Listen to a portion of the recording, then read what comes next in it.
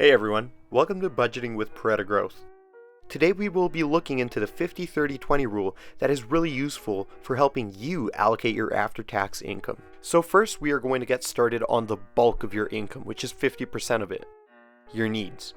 This will go towards paying off your house, your rent, your mortgage, your food bills, and if you drive, those car bills like the insurance and the gas. Next, we will be heading over to the 30% rule, which is my personal favorite because it is allocated towards your wants. Some wants include football tickets, going out on dates, and even buying the latest iPhone or Android that you have been eyeing for a while now. And lastly is the savings category, which is 20%. This one is crucial to helping increase your net wealth. This could be done by putting your money into a savings account at the bank, opening up an emergency fund, and even putting your money into the stock market or other investment vehicles.